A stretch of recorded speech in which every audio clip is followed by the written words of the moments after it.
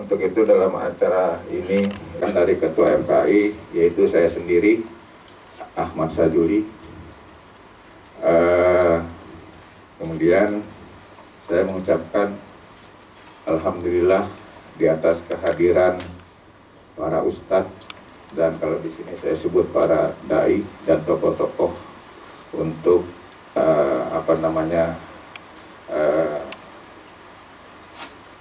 dinul Islam ini.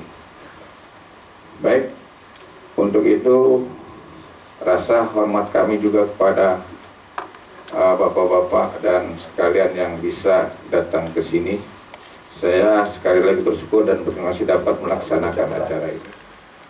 Untuk itu kami sedikit saja akan mengulas profil FKI. Kami dari Forum Komunis Ki Alumni Afgan ini terus yaitu berawal dari kiprah kami ya kepada teman-teman. Kemudian kami juga mengadakan kunjungan-kunjungan di luar LP maupun ke LP untuk berdialog dengan teman-teman yang ada di sana. Itu intinya lebih kurang. Kemudian bisa saja lanjut. Ya, awalnya forum ini dimulai yaitu pada 17 September 2011 dengan nama FKEAI yang sekarang FKAI. Itu kemudian pembentukan forum ini pun agar tidak ada penyimpangan mengatasnamakan alumni Afgan dalam perjalanan. Alhamdulillah ada kepercayaan dari masyarakat dan kami menerangkan juga tentang alumni Afgan ini kepada masyarakat. Juga kami telah melaksanakan beberapa seminar di masyarakat tentang apa sih kami alumni Afgan, apakah kami ini selalu berbuat kekerasan. Itu pun sudah kami terangkan baik kepada masyarakat ataupun kepada aksi korban bom yaitu yang bernama Askobi, itu pun kami terangkan juga dengan mereka. Kemudian visi yaitu aja mencegah aksi kekerasan dan terorisme. Misi kami itu mengadakan kegiatan pencerahan kepada narapidana dan mantan narapidana kasus terorisme. Kemudian ya itu ketua saya, kemudian sekretaris Lutfi Fadilah, bendahara Saman atau Suhel, Humas Hidayat, anggota Masker Abdul Qadir, anggota Farihin dan Muji dan Rahmat Sekadar Kesdep.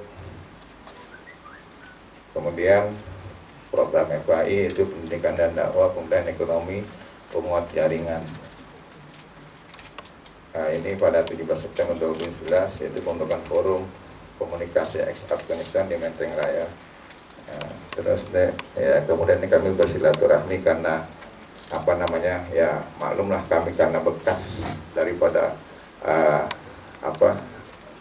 pernah di Afghanistan ya, kami ini berkunjung silaturahmi ke Kapolda Metro Jaya pada waktu itu Pak Untung Rajab ya. Kemudian 12 September silaturahmi dengan Ikhwan di Tanjung Priok dalam acara walimah. Ya, ini kami mendapatkan dalam aksi damai tanda tangan terpanjang di dunia lah katanya begitu. Kemudian kami mendapat penghargaan.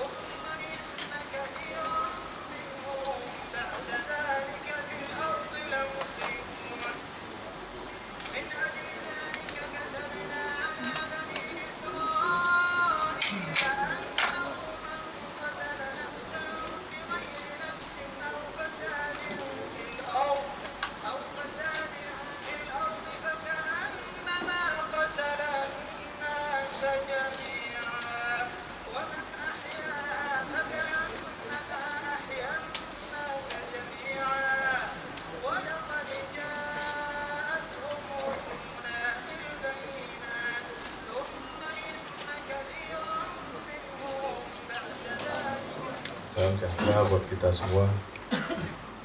Yang kami hormati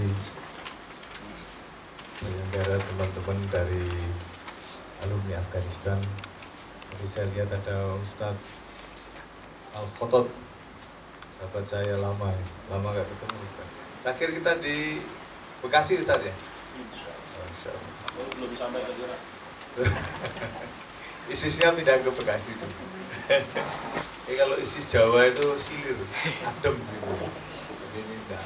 Saya tadi juga jumpa dengan Ustadz siapa ini? Ada Ustadz Abu Rusdan. Ustadz Abu Rusdan. Iya. Apa kabar Ustadz? Baik. Ini Lone Wolf.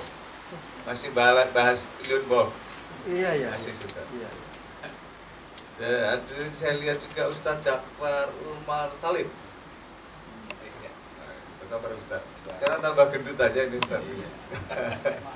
Rupanya sportnya udah mulai lupa ini Ustadz ya. Tadi juga saya lihat ada Ustadz yang lain saya nggak hafal ini. Ada Ustadz Amir Mahmud. Apa kabar Ustadz? Baik.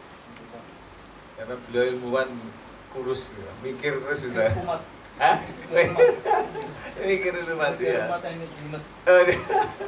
Tapi tidak apa-apa, memang kita harus mikirkan umat gitu ya. Dan alhamdulillah ustaz-ustaz yang lain saya nggak hafal nih Ustaz ya.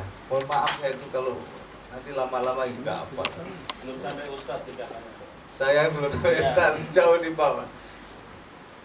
Ya, saya masih, tapi saya senang kita bisa jumpa di sini dan saya diminta untuk jadi moderator.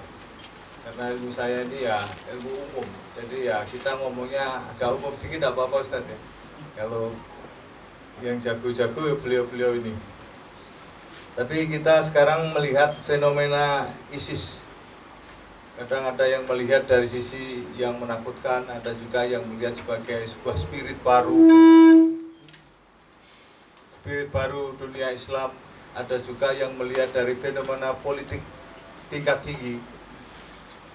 Ada yang melihat ada upaya perbenturan. Kalau orang bilang, Snowden bilang, wah ini bikinan dari Barat.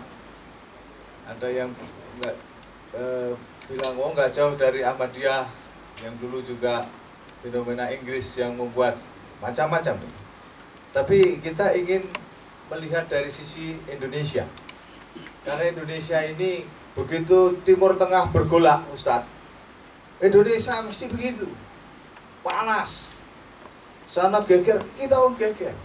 Saya juga ke Timur Tengah kemarin, baru pulang kira-kira 2 bulan yang lalu. Panas di sana, panas di kita.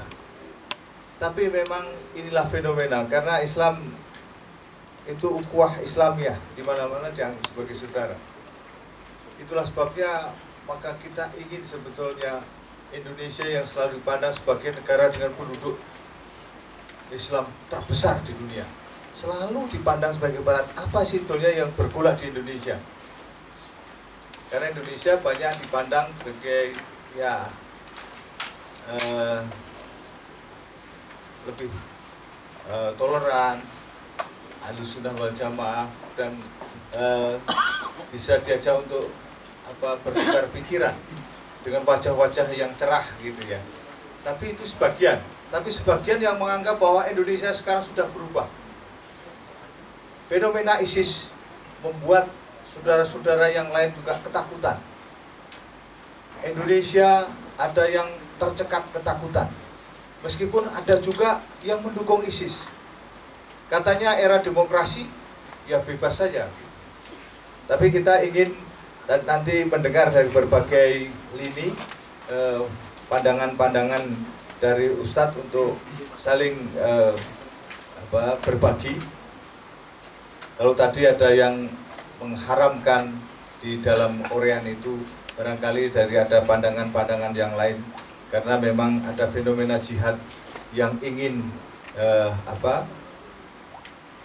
berjihad di tempatnya, tapi ada juga berjihad dengan cara di dalam negeri.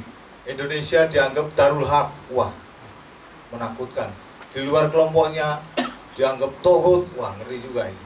Dan itulah sebabnya maka monggo kita ingin mendengarkan dari yang pertama, monggo.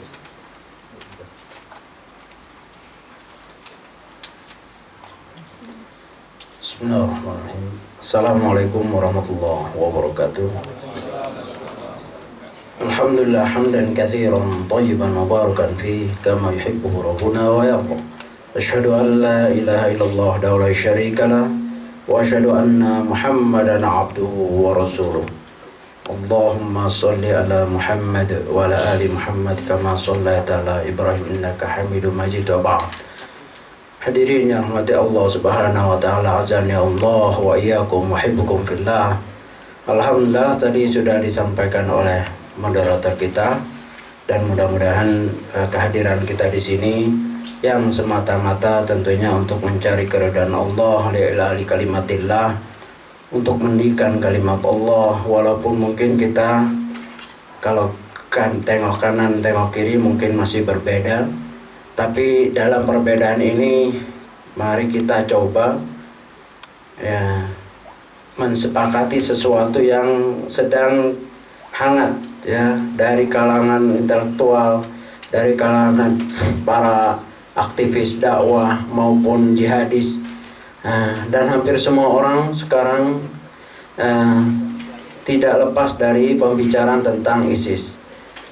Tentunya yang hadir di sini juga yang diundang oleh panitia, yang saya lihat tadi di sini yang sudah disebutkan oleh Pak Wawan Purwanto, bahwa ini juga orang-orang atau yang hadir ini yang tentunya mempunyai pandangan yang syarat dengan dalil-dalil dan latar belakang yang berbeda. Bismillahirrahmanirrahim. Assalamualaikum warahmatullahi wabarakatuh. Para ahibah al-kiram, alhamdulillah kita bisa ketemu di sini. Mudah-mudahan forum ini adalah forum yang penuh dengan hikmah, taufik dan hidayah Allah Subhanahu wa taala. Tugas para ulama adalah mengingatkan penguasa, bukan menjadi stempel kebijakan penguasa. Ini yang saya ingatkan dari awal. Yang kedua, terkait dengan masalah ISIS ini, kita santai sajalah, tidak usah terlalu tegang gitu ya. Kita harus melihat bahwa ISIS ini, ya sebagaimana sudah digambarkan tadi, ini kan fenomena di Irak dan Syria, bukan fenomena di Jakarta. Jadi oleh karena itu bukan di Indonesia. Oleh karena itu kita terus terang ya belum menguasai keadaan yang sesungguhnya.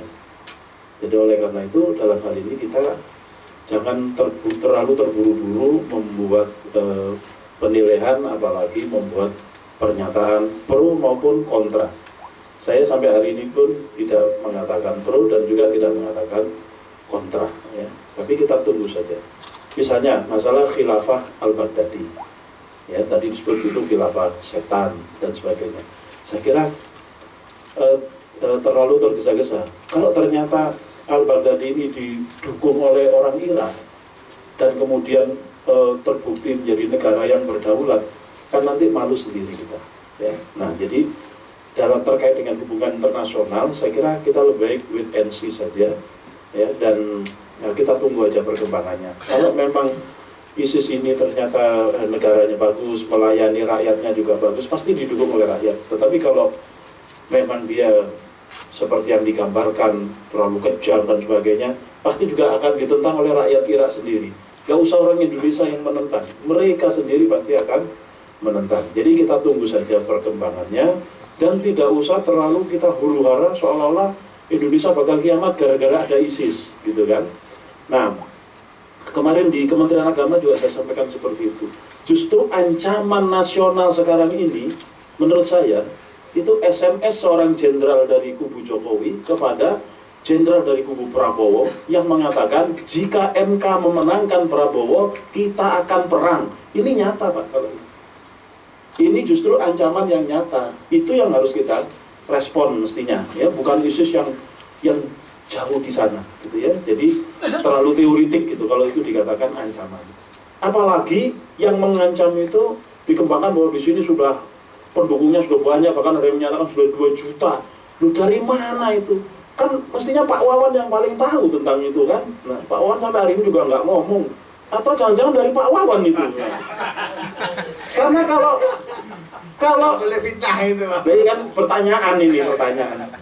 Kalau kalau baiat yang ada di Nusa Kambangan itu jadikan ukuran. Saya pernah ke sana, saya juga melihat Ustadz Ayub waktu itu juga sedang ke sana karena saya tidur di hotel yang sama, cuma waktu itu belum kenal, jadi saya takut keliru ini apa kembarannya Ustadz Ayub atau bukan, jadi saya takut nggak nyapa waktu itu saya. Jadi, nah, tapi di hari Ustadz Ayub datang ke Nusa Kambangan, saya juga ke sana.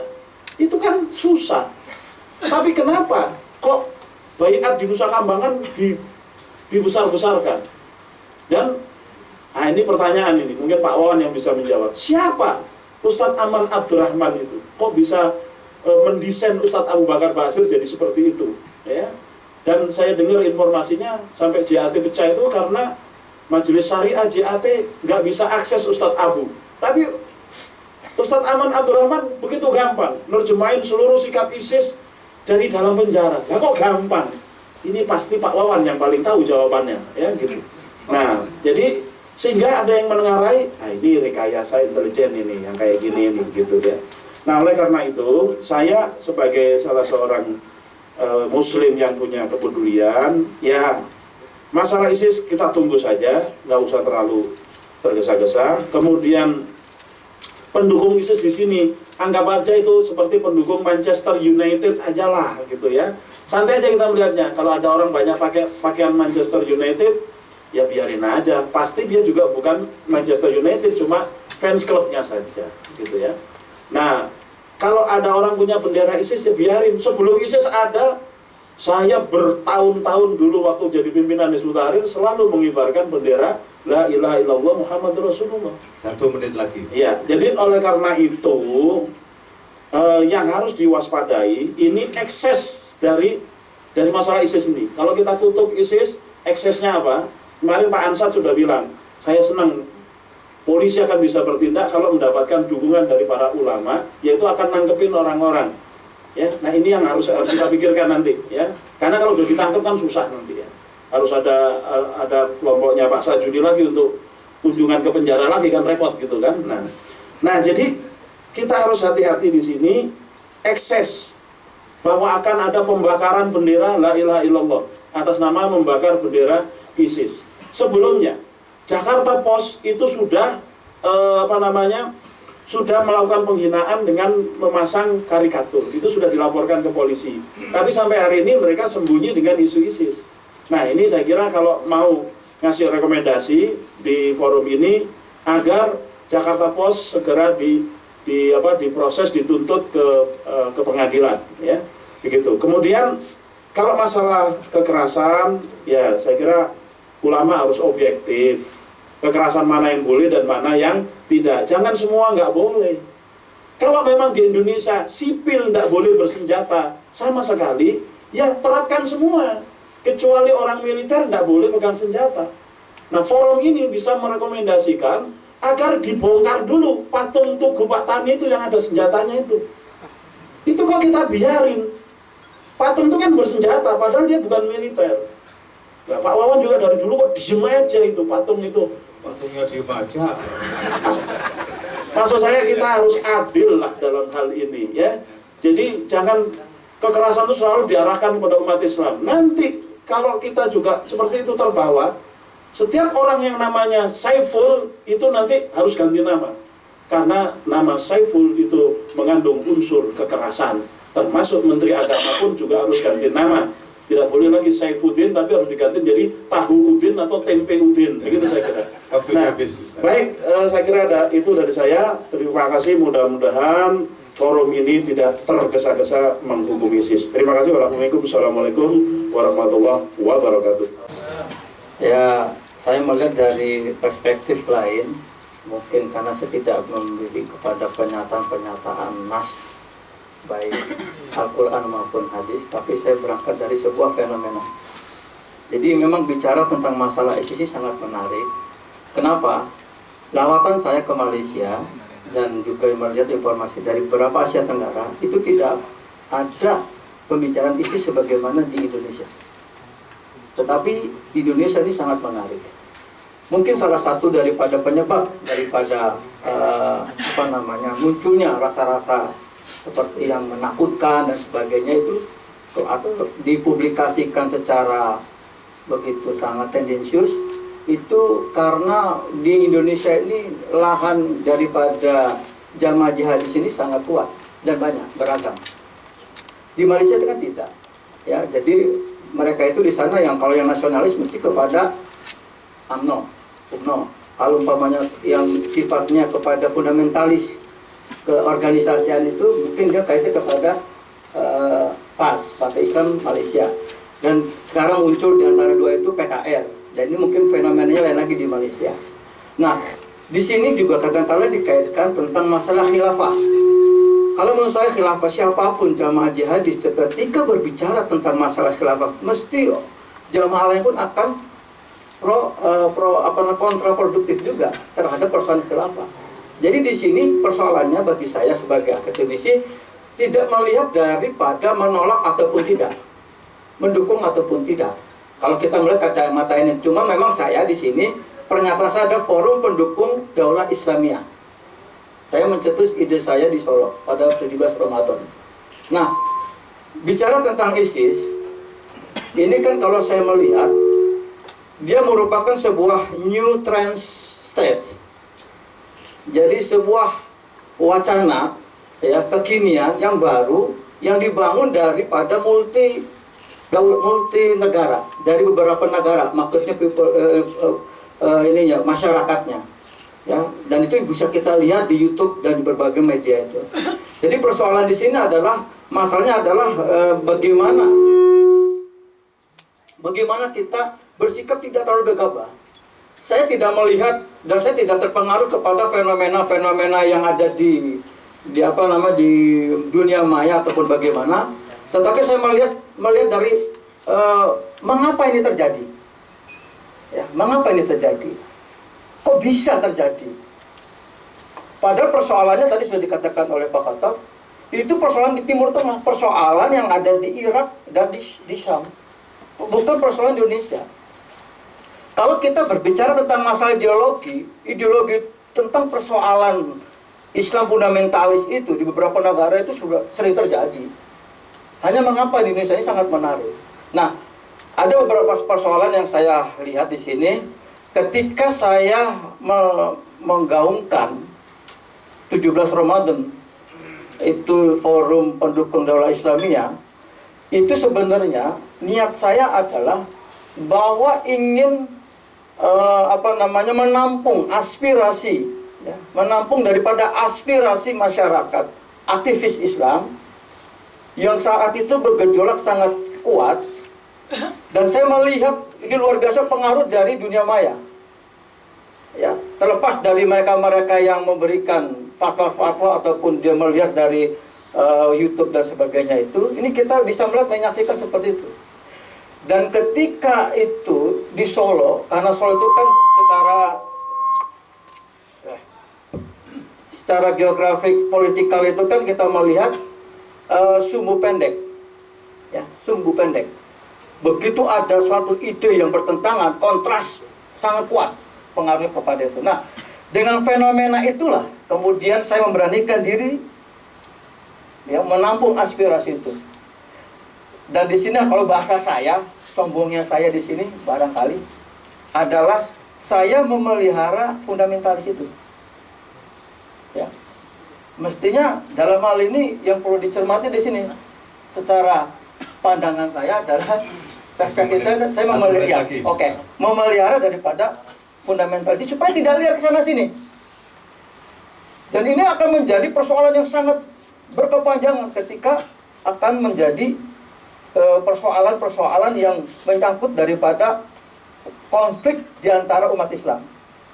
Nah, kalau pemerintah itu kan kalau bahasa saya ini, ya, kalau pemerintah itu dengan barangkali BNPT, ya, ada deradikalisasi, kan begitu bahasa saya ini. Ya, kemudian kalau mereka ini kemudian bagaimana radikal ini tidak muncul secara begitu simultan, tapi kalau saya justru memelihara fundamentalis. Ya memang begitulah saya punya kajian saya, memang setiap hari itu yang saya bina.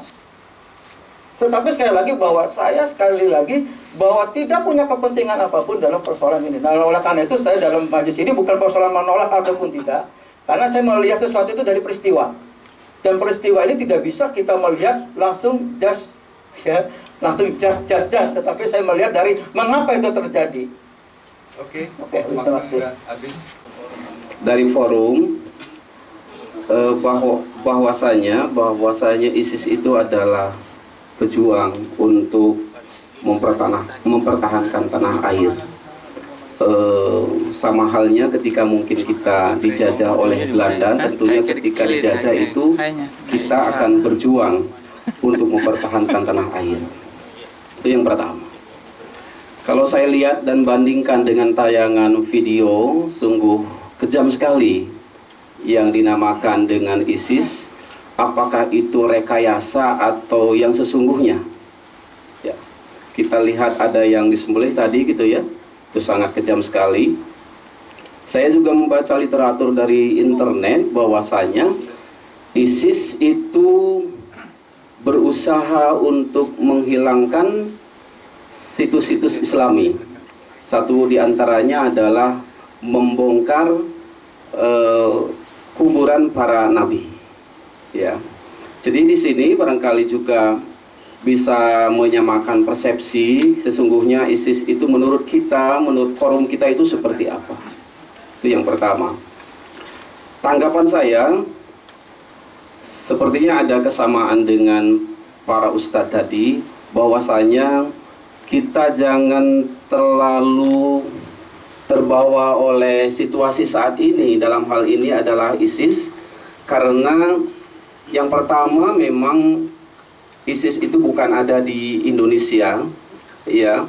Bisa juga ini adalah pengalihan isu, akan tetapi menurut saya tetap kita tenang dan memang harus melakukan preventif, ya, atau mawas diri. Terima kasih. Wassalamualaikum warahmatullahi wabarakatuh. Waalaikumsalam.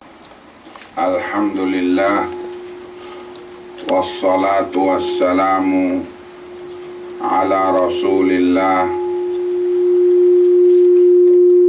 wa ala alihi wa sahbihi wa mawala. para asatidzah yang saya muliakan, para hadirin yang saya muliakan. Iya, dari tadi saya mendengarkan pembicaraan 3 pembicara tadi. Kelihatannya takut tergesa-gesa. Dan yang perlu ditanyakan kepada beliau-beliau itu definisi tergesa-gesa itu apa? Apakah memberi komentar setelah seminggu munculnya isu itu, atau sebulan, setahun, 10 tahun, atau bagaimana, tidak tahu. Apa definisi tergesa-gesa itu? Apakah setiap orang yang sudah memberi komentar tentang fenomena ISIS itu berarti tergesa-gesa? Ini ukurannya apa? Sampai seorang ulama, yaitu tadi disebutkan Syekh siapa? Abdul Muhsin Al-Abbad, yang memberi komentar bahwa khilafah Islamiyah yang diumumkan oleh ISIS itu adalah khilafah setan, ya. Itu termasuk definisi tergesa-gesa. Jadi berarti kalau sekarang memberi vonis kepada kemunculan ISIS itu berarti tergesa-gesa, gitu rupanya para komentator tadi menyampaikan. Hadirin, sesungguhnya dalam masalah ini kita disuruh oleh Allah Ta'ala untuk merujuk kepada ulama. Dan definisi ulama itu bukan anggota MUI. Ulama itu telah didefinisikan oleh Nabi Muhammad sallallahu alaihi wasallam. Beliau bersabda, al-ulama'u warasatul anbiya. Itu definisi ulama. Ma yarithuna dinaron wala dirhama, innama yarithu al-ilma. Yang namanya ulama itu, kata Nabi, ialah yang mewarisi para nabi. Para nabi itu tidak mewariskan dirham ataupun dinar, akan tetapi mereka mewariskan ilmu.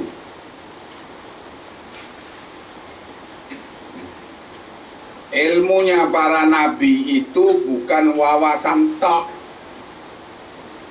tapi keterangan yang qat'i dari wahyu dan amal. Itu yang diwarisi oleh para yang diwarisi oleh makhluk yang namanya ulama. Maka para ulama itu adalah yang dengan definisi ini, yaitu yang mengambil Al-Quran was Sunnah ini warisan para nabi, dan mempelopori mendidik umat untuk mengamalkannya dengan benar. Itulah ulama. Ahlul hadis, ahlul athar, humul ulama. Ya. Maka kita disuruh merujuk kepada mereka.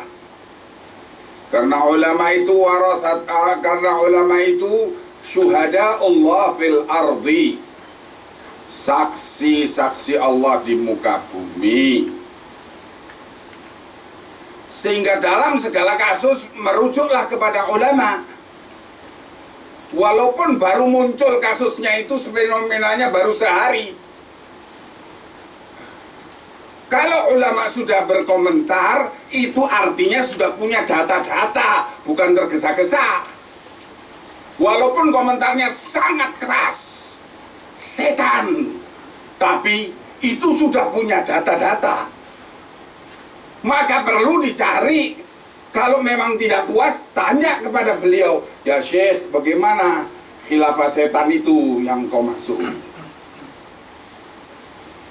Fenomena ini, fenomena khilafah Islam yang diumumkan oleh ISIS ini kurang lebih seperti ketika di zaman Sayyidina Ali bin Abi Thalib muncul Haruriyah, menggalang pasukan tempur sebanyak 4.000 orang. Nanti dulu, nanti kalau saya singkat nanti salah paham, kau yang bertanggung jawab nanti. Sama-sama, Pak, sama-sama 5 Iya. Pak. Iya, Sama-sama 5 iya, menit, iya. Pak. Jangan Jadi dikuasai sendiri lah. dikuasai sendiri nanti dulu. Kalau saya sedang bicara.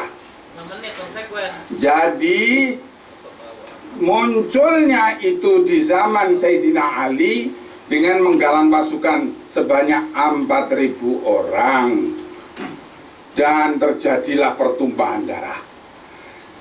Intinya ialah ketika Ibnu Abbas menyatakan kepada mereka, di kalangan kalian tidak ada sahabat, itu intinya.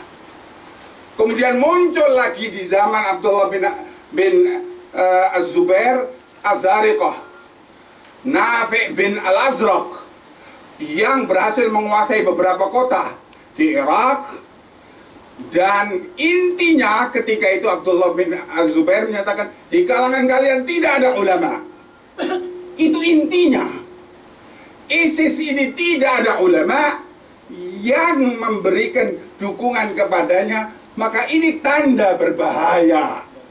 Itulah sebabnya pantas dikatakan khilafah setan. Assalamualaikum.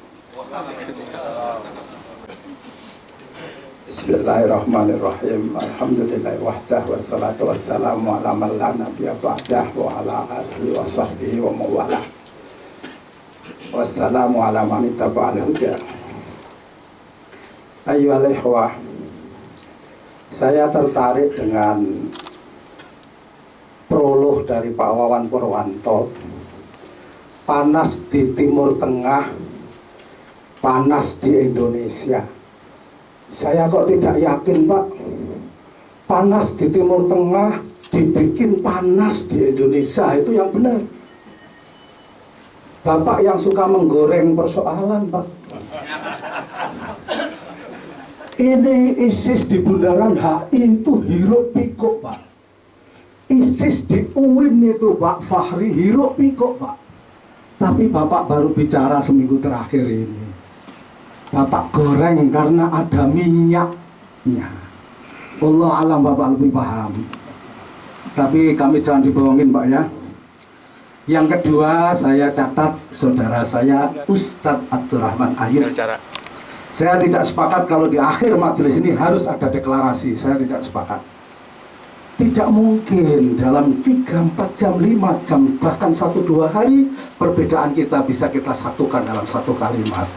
Biarkanlah apa yang berkembang, berkembang. Kemudian, ayyuhal ikhwah, kita bicara ISIS. ISIS sudah mati 1 Ramadan. Siapa yang membunuh? Yang membunuh deklarasi Daulah Al-Khilafah Al-Islamiyah di bawah khalifah klaim mereka Syekh Abu Bakar Al-Baghdadi. Kemudian menjadi Islamic State, disebutkan di dalam tulisan Pak Khattab, ya, Islamic State. Jadi itu semakin memperpanjang atau menguatkan kepercayaan saya bahwa memang ada yang menggoreng kalimat ISIS ini dalam beberapa hari terakhir ini. Silahkan Pak yang merasa menggoreng angkat tangan. Kemudian saya tertarik, merah padamnya wajah Ustadz Ja'far Umar Talib dan bagaimana merah matanya Ustadz Khattab tadi. Ayat ikhwah, Allah menasihatkan ya, berfirman di dalam surat Al-Maidah ayat 8. A'udzu billahi minasyaitonir rajim. Ya ayyuhalladzina amanu kunu qawwamina lillahi syuhada'a bil qist wa la yajrimannakum syana'anu qaumin ala alla ta'dilu i'dilu huwa aqrabu littaqwa wattaqullaha innallaha khabirum bima ta'malun. Wahai orang-orang yang beriman, jadilah kalian menegakkan kesaksian dengan adil karena Allah, dan janganlah kebencian kalian kepada satu kaum membuat kalian untuk berbuat tidak adil. Berbuat adillah karena perbuatan adil itu lebih dekat kepada takwa. Dan bertakwalah kalian kepada Allah Subhanahu wa taala, sesungguhnya Allah Subhanahu wa taala mengawasi segala apa yang kalian perbuat. Satu masalah. Yang kedua, pemahaman kita, saya setuju beberapa tadi mengatakan pemahaman kita tentang apa yang berkembang di Irak, Syam, khususnya dalam urusan daulah ini, itu pemahaman yang belum sempurna, belum komprehensif, belum tamaman. Wala taqfu ma laysa laka bihi ilmun inna sam'a wal basar wal fu'ada kullu ulaika kana anhu mas'ula. Janganlah engkau mengambil sikap terhadap sesuatu yang engkau tidak punya pengetahuannya. Karena sesungguhnya pendengaran, penglihatan, hati nurani akan dimintai tanggung jawab. Tetapi ayat ikhwah, saya sedikit setuju, sedikit supaya tidak dikatakan memihak apa yang disebutkan oleh Ustadz Ja'far Umar Talib itu tadi. Ketika kita tidak tahu dengan mata kepala kita sendiri, kita bertanya, mencari tahu kepada ulama. Tetapi ada satu masalah, yaitu untuk urusan-urusan waqi'i, itu kita bertanya kepada ahlinya. Dan belum tentu ulama dalam masalah ini. Untuk urusan-urusan realitas dunia, maksud saya, apa yang terjadi, barangkali wartawan lebih tahu apa yang terjadi, ya kan? Intelijen seperti Pak Wawan lebih tahu apa yang terjadi, ya kan? Pak, jangan tersinggung ya Pak ya, kita sama-sama. Ini pengamat saya. Kita sama-sama tahu Pak ya. Kita sama-sama dewasa Pak, sudah kepala 4 Pak. Kemudian ya lehwa, akan tetapi ada satu kaidah yang menarik, bahwa takhirul bayan indal hajah la yajuz. Mengakhirkan keterangan ketika itu diperlukan oleh umat, itu tidak diperbolehkan. Oleh karena itu dengan segala keterbatasan kita dalam urusan ini khilafah, kita bertanya kepada ulama. Tanyalah kepada ulama mana saja. Ulama mujahid yang selama ini menjadi sandaran para mujahid, Dr. Ayman Dawahiri hafidhahullah, dan Ustadz Abu Muhammad Al-Maqdisi hafidhahullah. Ini juga membicarakan persoalan ini. Maka kita harus memberikan keterangan. Menurut saya, karena takhirul bayan indal hajah la yajuz, mengakhirkan keterangan ketika diperlukan. Hari ini diperlukan sekali oleh umat keterangan ini. Itu tidak diperbolehkan. Terus bagaimana kita memberikan keterangan sementara kita belum mengetahui persoalannya secara komprehensif, tamaman? Ya kita bertanya kepada ulama yang ahli dalam urusan itu. 1 menit lagi. Ya, dan saya cukupkan sekian Pak.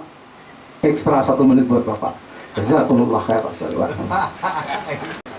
Bismillah, alhamdulillah, wassalatu wassalamu ala rasulillah wa ala alihi wa ashabihi wa man tabi'ahum bi ihsanin ila yaumidini, amma ba'du. Para hadirin, para du'at, para asatidah yang saya hormati, mungkin izinkan saya untuk menyampaikan beberapa hal berkaitan dengan isu yang sekarang jadi tren di dunia, bukan hanya di Indonesia, yaitu tentang ISIS. Bahkan mungkin hal seperti ini. Kata saya pergi ke pasar, tiba-tiba ada orang pasar, tukang jeruk, tukang tempe, tanya, Pak Ustadz apa itu ISIS? Jadi bukan hanya orang intelektual yang bicara tentang ISIS, orang di pasar pun berbicara tentang apa? Tentang ISIS. Para asatidah, para duat yang saya hormati, mungkin saya ada dua sisi yang saya ingin sampaikan dalam kesempatan yang berbahagia ini.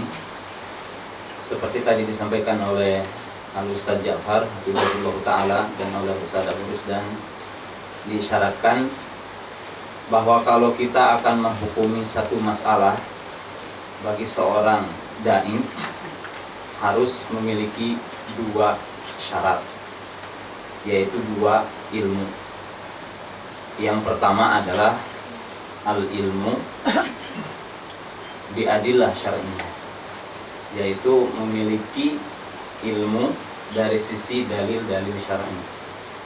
Yang kedua adalah al-ilmu bil waqi, ilmu terhadap kenyataan yang kita akan hukumi. Itu adalah sebuah syarat bagi seorang dai. Oleh sebab itu Imam Ahmad mengatakan,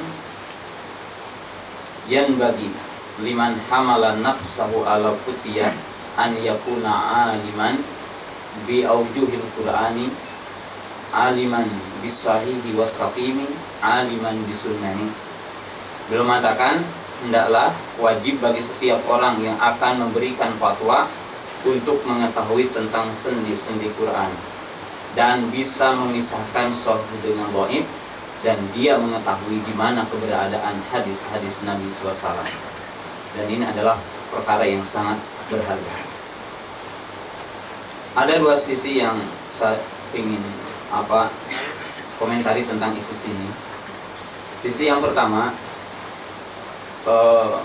kita perlu mengetahui ya bahwa seperti tadi dijelaskan oleh Abu Rusdan, ya takhirul bayan indal hajah la yajuz, yaitu mengakhirkan penjelasan ketika dibutuhkan itu tidak boleh. Nah, tentang ISIS ini mungkin juga akan terjadi perbedaan pendapat ya. Bahkan mungkin tadi dengan saya juga baru ketemu hari ini dan sering dengar di televisi tentang Ustadz Abu Rusdan, ya apakah sama atau tidak dengan saya. Yang jelas selama apa yang saya tahu ya, yang tadi sedikit disampaikan bahwa ISIS ini secara pemimpinnya adalah yang dinamakan Abu Bakar al-Baghdadi. Beliau adalah salah seorang mungkin murid dari Al-Maqdisi hafizahullah ta'ala, dan termasuk juga Aiman al-Zawahiri. Dan di sana juga kita kenal ada Abu Qatadah, tapi beda ya, Abu Qatadah at-Tasiki, yang sana adalah Abu Qatadah al-Palestini. Maaf, saya sampaikan secara pribadi apa yang saya pelahami dari agama ini. Saya memahami bahwa antara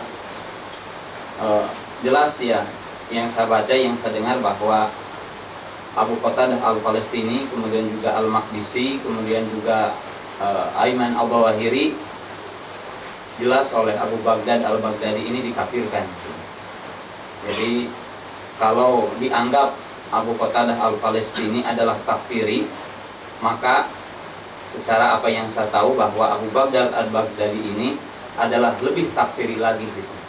Jadi dari sisi mengkafirkan. Dan ini poin-poin yang saya tahu. Kemudian juga mungkin saya sampaikan sekilas bahwa ISIS ini ataupun dalam bahasa Arabnya adalah dinamakan dengan Daesh. Apa yang saya selama ini teliti, jadi kalau tadi dikatakan ya mungkin tergesa-gesa, itu entah bisa dikatakan terus atau tidak. Yang jelas saya berbicara itu setelah saya meneliti bahwa Daesh ini kalau ditinjau dari sisi sejarah keberadaannya, maka bisa juga dikatakan sesungguhnya, dan mungkin nanti bisa disebutkan datanya, satu datanya, bahwa keberadaan Daesh ini masuk ke Suriah Demikian juga tentunya keberadaannya di Irak itu, setelah para mujahidin itu memerdekakan dan menguasai beberapa daerah. Kemudian setelah para mujahidin itu menguasai beberapa daerah, maka ISIS ini masuk, dan setelah itu mereka mengatakan bahwa para mujahidin ini para pengkhianat, ahli dunia, ahli syahwat, sehingga mereka secara otomatis mengkafirkan para mujahidin yang telah ada. Jadi ini mungkin dari sisi keberadaan ISIS, dan itu bagi saya datanya telah ada. Silahkan nanti, ini adalah data dari salah seorang para mujahid yang memang di sana telah masuk gitu. Jadi kalau tadi dikatakan apakah ISIS ini dikatakan buatan atau apa, mungkin itu adalah data yang perlu kita lebih mendalam. Kemudian ya, yang jelas sekilas seperti itulah. Sampai kemarin ini kita tahu bahwa beliau sendiri adalah membunuh salah seorang saudaranya, bahkan keturunannya, dikarenakan berbeda dari sisi jamaahnya. Itu poin yang pertama. Poin yang kedua, terlepas apakah ISIS ini sebuah rekayasa atau ini mungkin juga pemahaman yang jelas-jelas tumbuh dan menyimpang dengan asli itu, ini adalah firqah yang menisbatkan kepada Islam atau tidak, saya akan memberikan komentar dalam 3 hal. Yang pertama, tentang apa yang dinamakan khilafah Islamiyah. Maka berdasarkan dalil-dalil Al-Quran dan Sunnah dan ijma para ulama, bahwa proklamir seperti itu adalah proklamir khilafah Islamiyah yang tidak dibenarkan secara dalil Quran, secara dalil Sunnah, dan secara dalil ijma. Maka oleh sebab itu, maaf ya, saya mengomentari perkataan Syekh Muhsin Al-Abbad, kenapa beliau mengatakan bay'uhu syaitan. Jadi dia telah dibayat oleh para syaitan, atau orang yang membaiatnya adalah telah membaiat syaitan. Saya memberikan penjelasan ini karena tentunya yang namanya khilafah Islamiyah itu, yang dimaksud khilafah sebagai pemimpin yang wajib ditaati oleh seluruh penjuru dunia, itu adalah bukan hari ini. Seandainya ada orang yang mengaku hari ini, maka itu dikatakan dajjalun minadajjajilah. Itu dari sisi masalah khilafah. Karena kita tahu bahwa khilafah itu dalam ijma yang disebutkan oleh para ulama diangkat dengan 3 cara. Yang pertama, imma ada tansis, dipilih oleh imam sebelumnya, atau dipilih dengan ahlul hali wal aqdi, atau menurut sebagian para ulama yang ketiga, di mana dia berkuasa dengan kekuasaannya. Sekarang dia berkuasa hanya sebagian. Ya, negara Saudi, negara Mesir tidak bisa ditundukkan. Maka ini adalah bukan khilafah. Jadi dari sisi itu bukan khilafah. Yang kedua, kalau kita juga berbicara tentang jihad, maka jamaah yang dirahmati Allah Ta'ala, bahwa jihad yang didengungkan ataupun yang kita saksikan dengan ISIS ini adalah bukan jihad yang sesuai dengan akidah Islam, tidak sesuai dengan Al-Quran, tidak sesuai dengan Sunnah, dan tidak sesuai dengan perjalanan para sahabat ini. Jadi berkaitan dengan apa? Dengan pengistilahan jihad. Jadi dengan pengistilahan jihad, bahwa ini adalah bukan jihad Islam. Kemudian yang ketiga yang saya ingin sampaikan, dan nanti ada isyarat dari poin ketiga ini, adalah berbicara tentang tauhid, di mana sering didengungkan bahwa ini adalah penegakan tauhid. Justru ini adalah bertentangan dengan hakikat tauhid. Maka oleh sebab itu, kalau tadi ada kekhawatiran bahwa ini adalah sebuah yang ditunggangi, dari poin ini saya bisa mengatakan bahwa 3 perkara ini. Pertama adalah untuk mengkaburkan tentang masalah khilafah Islamiyah atau tentang daulah Islamiyah. Oleh sebab itu, maaf ya, juga mungkin bisa disampaikan kepada ya, artinya yang berperan dalam pemerintahan kita, mau itu berkaitan dengan Departemen Agama ataupun pihak kepolisian ataupun yang lainnya.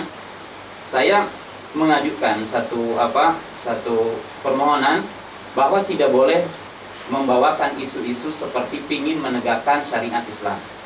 Sebab kalau dikatakan bahwa teroris ataupun orang yang tertuduh teroris atau yang lain dikatakan itu pingin menegakkan syariat Islam, saya orang yang pertama pingin menegakkan syariat Islam.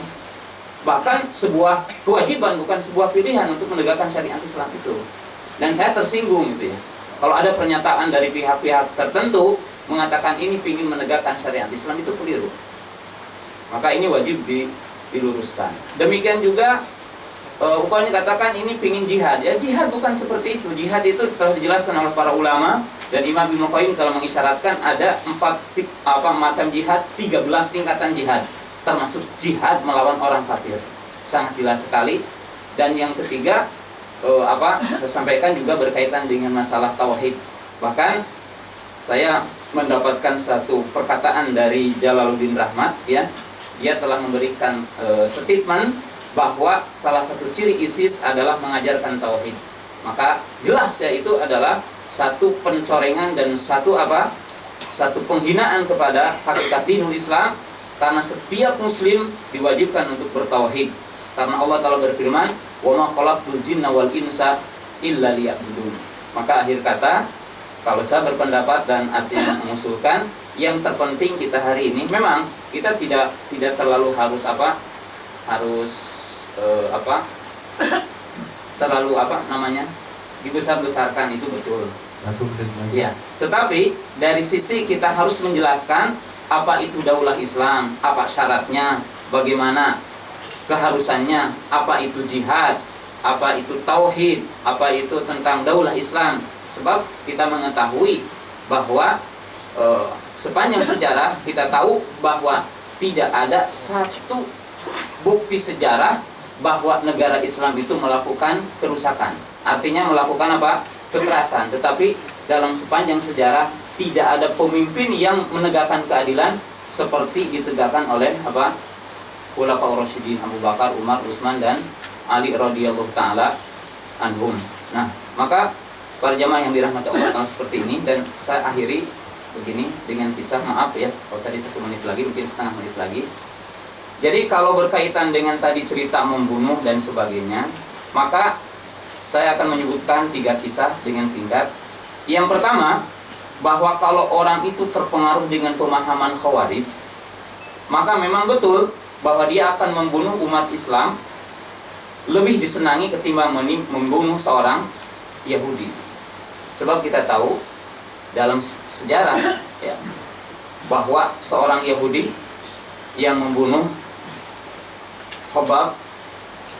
Abdullah bin Hobab,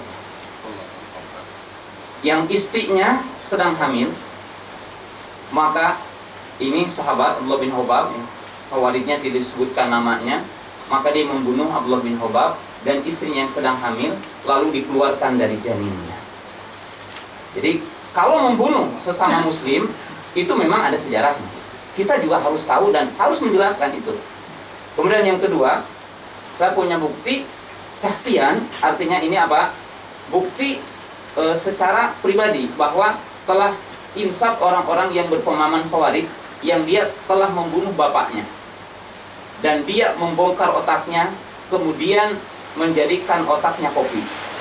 Kemudian dia mengatakan, demi Allah tidak ada kenikmatan menegak kopi selama hidup saya kecuali saya menegak kopi yang itu adalah otak bapak saya, karena dianggap bapaknya adalah tidak berbaiat kepada jamaahnya. Nah, ini berbahaya. Jadi kalau tadi dikatakan tidak berbahaya, memang ada berbahaya.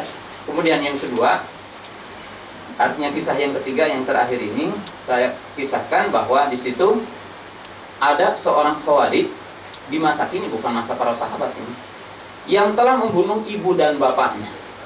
Jadi telah membunuh ibu dan bapaknya. Lalu dia membacakan ayat dalam surat Al-Hadid, bukan surat Al-Hadid, surat Al-Mujadilah, ya.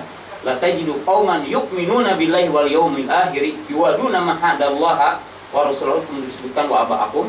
Maka dia mengatakan tidak ada satu kenikmatan dalam sepanjang hidup saya kecuali setelah aku membunuh ibu dan bapakku dan aku mengamalkan ayat ini. Jadi mengamalkan ayat surah Al-Mujadilah di ujung ayat ini.